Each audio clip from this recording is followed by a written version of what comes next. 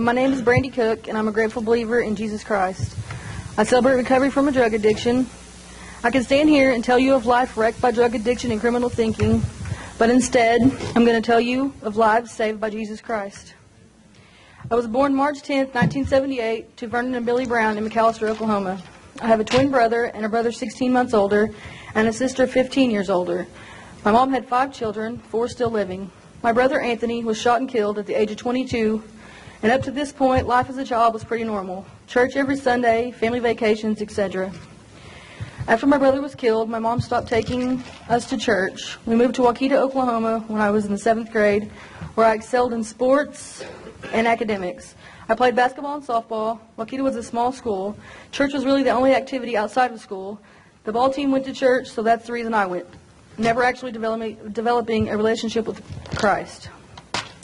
My dad passed away with cancer when I was 17.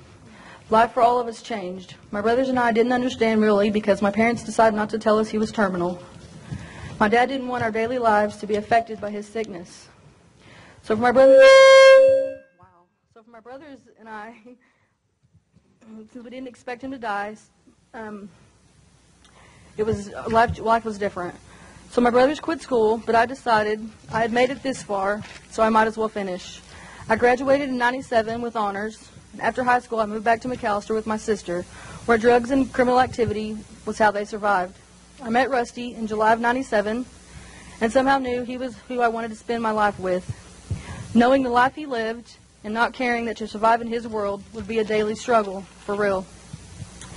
At this point, I had never tried any drugs, but lived a life where I learned more from exposure than I ever learned from experience. I turned 20 in March of '98 and had little Rusty on the 26th of August. Soon after, Dakota Wayne was born July 20th in '99. I just turned 21.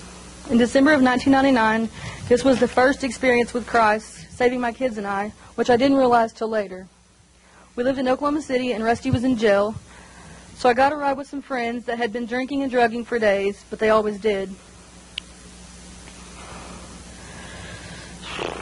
So I loaded the kids and headed to McAlester to visit Rusty when we had a car wreck no one should have walked away from. The tops of little Rusty's feet were burned, and her legs were broke. Dakota's seat wasn't buckled in, and he ended up in the very back of the Explorer without a scratch on him. Little Rusty ended up in the children's hospital doing physical therapy for the next 8 weeks. Big Rusty went from jail to prison for the first time for 16 months.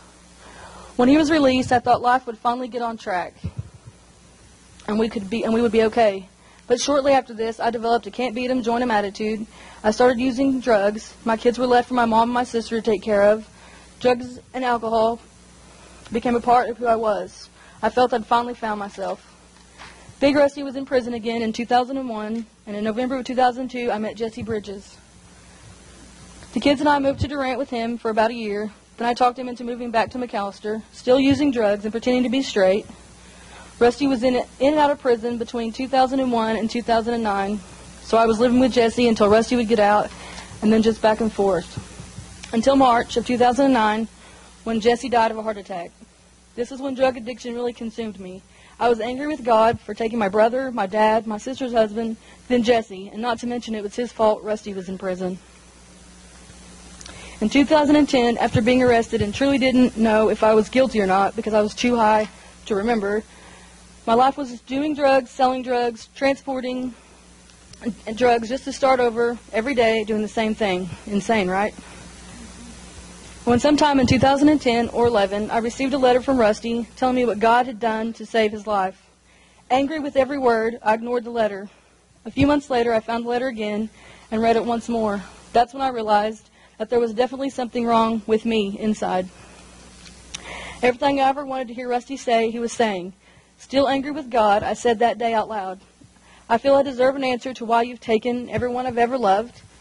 I deserve an answer, I said, and I don't have to like it. I just want an answer. So in 2012, Rusty was out of prison and didn't come back to McAlester. I wanted to see him, so I went to visit and knew instantly he was different. As he walked to the truck I was in, I heard "that's why," and knew exactly what that meant and where it came from. I got my answer. While death is just part of life, one life is sacrificed to save many.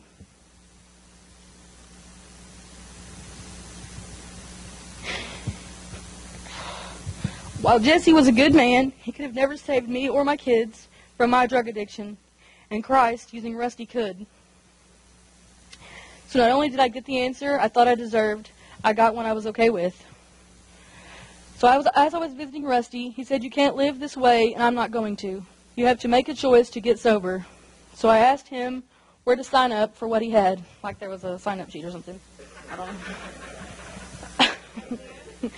He said, "There are these houses in Claremore, and you have to go there." So I started calling Rhonda Bear. I called for 6 weeks, and she finally said, "Can you be here Wednesday?" So July 4th, 2012, here I am. With new surroundings, Christ began to change my angry heart. His house ministry is ministry houses in Claremore. If you guys don't know what that is, it's a outreach program. Anyways, his house ministry helped me develop a relationship with Christ, gave me tools to use to become a productive member of society. Through his house, I've developed friendships that will last the rest of my life. The first day, I met Vanessa Butler. Her first question to me was, "So what's your story?" And for the first time in my life, I didn't have one. From that day on, she is who I strive to be like. She shines with the light I so wanted. I love her. At his house, I also was introduced to Stand in the Gap ministry. That's a ministry of mentors that come around a neighbor, which is what I was called, a neighbor, and they pray with you and help you make decisions that aren't criminal decisions. Anyway, change your way of thinking, and they help. So Stand in the Gap, which has taught me how to truly give and receive love. 1 Corinthians 13:4 says, "Love is patient and love is kind.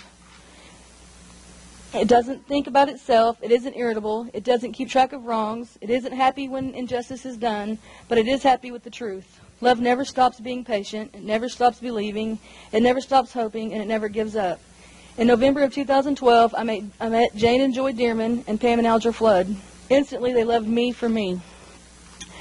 Jane and Joy opened their hearts and homes so little Rusty could come to Claremore.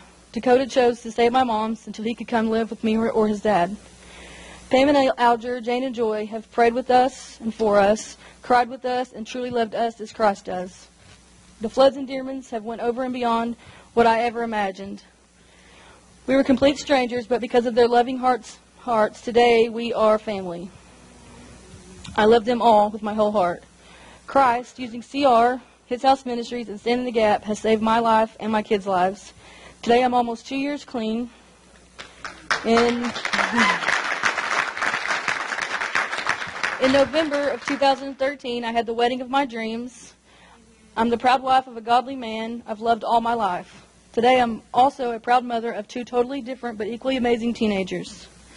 If an egg is broken by an outside force, life ends. If broken by an inside force, life begins. Great things always begin from the inside. Proverbs 3:5-6 says, "Trust in the Lord with all your heart, and do not lean on your own understanding. In all your ways acknowledge Him, and He will make your path straight." Thanks for letting me share.